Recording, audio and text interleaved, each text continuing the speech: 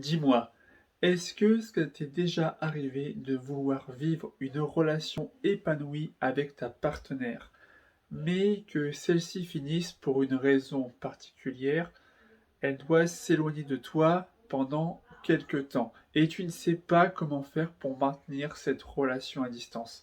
C'est justement ce qu'on va voir dans cette vidéo. Je vais donner 3 conseils pour réussir une relation à distance. Top, c'est parti! Le premier conseil, c'est de garder une fréquence régulière pour préserver ton intimité physique avec elle. Autrement dit, dans un couple, dans une relation, l'intimité est essentielle. Tout ce qui est lié à l'affection, au sexe, c'est primordial pour avoir un couple épanoui. Et le fait d'être en relation à distance, eh ben, ça met en suspension justement cette intimité physique. Donc tu dois suspendre cette intimité le moins de temps possible. Vous devez vous voir le plus fréquemment possible, le plus régulièrement possible. Ce que je recommande, c'est de se voir une fois par semaine ou une fois par mois, mais que ce soit régulier, que ça dure sur le long terme en fait. Vous devez être en contact physique le plus régulièrement possible. Un peu comme quand tu fais du sport. Si tu vas à la salle régulièrement, tu auras des progrès plus rapides et tu pourras tenir sur le long terme. Et bien là, c'est la même chose. Et tu dois avoir 2 dates à garder en tête pour préserver cette intimité physique. C'est avec ta partenaire de toujours savoir quand est-ce que vous allez vous revoir la prochaine fois et de vous retrouver réellement. C'est-à-dire savoir quand se termine officiellement votre relation à distance. Parce que une relation à distance, finalement, ça reste une parenthèse qui ne doit jamais rester ouverte. Vous devez délimiter le début et la fin de cette relation à distance. Deuxième conseil, vous devez vous investir équitablement dans la relation à distance, que ce soit du 50-50 dans la relation. Vous devez être investi chacun de votre côté à la même enseigne, à la même mesure, que ce soit au niveau de l'organisation, au niveau des trajets, au niveau du voyage, au niveau des efforts, tout doit être mutuel, que ce soit fait mutuellement. Parce que sinon, s'il y en a un des deux qui fait tout le boulot, ou une majeure partie du boulot, et l'autre ne fait rien, ou très peu de choses, ça risque de créer un déséquilibre dans la relation, justement. Et le but, justement, c'est, en étant investi dans la relation, ça va permettre de maintenir un sentiment d'amour, et de maintenir, de ce fait, la relation. C'est comme une partie de poker. C'est-à-dire que si vous misez 1 centime à chaque mise, ce n'est pas le même enjeu que de miser 100 euros à chaque mise. Donc ça veut dire que l'investissement n'est pas le même. Et bien là, c'est pareil. Si tu t'investis dans ta relation pour qu'elle marche, tu dois t'investir vraiment à 100%. C'est vraiment un investissement réciproque. Et enfin, le troisième et dernier conseil pour maintenir une relation à distance, c'est de communiquer, mais intelligemment. La communication est cruciale dans un couple.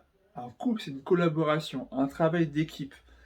Et vous devez communiquer le plus régulièrement possible. Et ça passe notamment par les téléphones, les appels téléphoniques, les messages, les textos, qui permettent de réduire la distance. Et vous devez communiquer suffisamment sans tomber dans ce que j'appelle le piège de l'envahisseur. Au début, on est accroché à la personne, elle nous manque, c'est normal, on est encore dans la passion amoureuse, on est habitué à la présence de cette personne à côté de nous, et maintenant elle est à plusieurs dizaines de kilomètres de nous, donc forcément ça crée du manque, et on veut toujours l'appeler tous les jours, pendant des heures, mais justement ne tombez pas dans ce piège-là, parce que vous ne tiendrez pas sur la durée. Et je le rappelle, la clé, c'est la régularité. Il faut tenir sur le long terme. Et en parlant de passion, en début de relation, vous avez la passion amoureuse.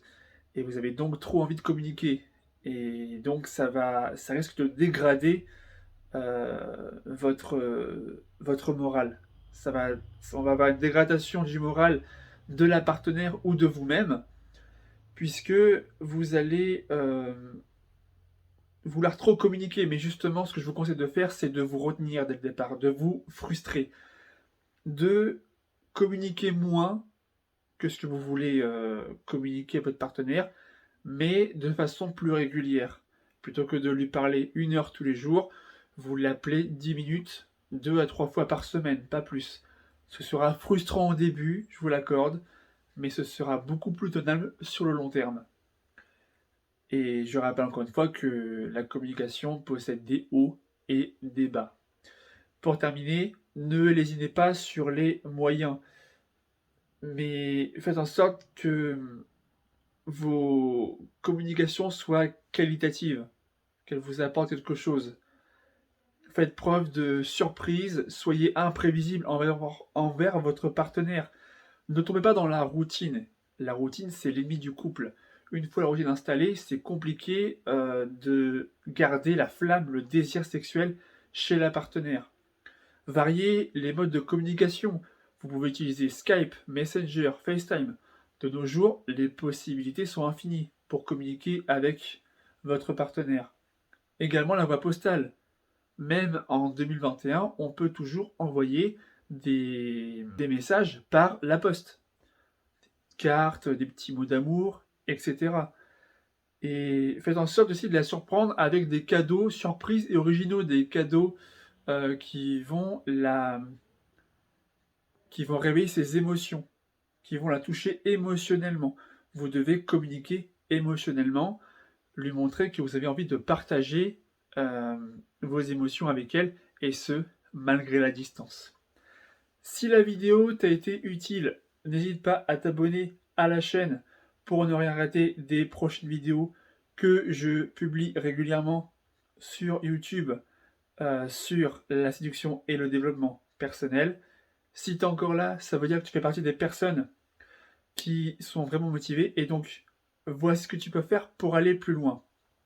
Je te propose de rejoindre la communauté des winners en t'inscrivant à la newsletter La lettre privée des winners.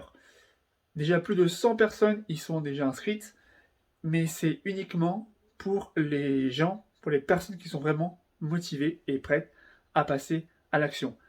Concrètement, dans cette newsletter, tu recevras dans ta boîte mail chaque jour tous mes secrets en séduction, en persuasion et en psychologie féminine. Le lien est dans la description. Je vous retrouve dans une prochaine vidéo. C'était Maxou pour vous servir. Ciao!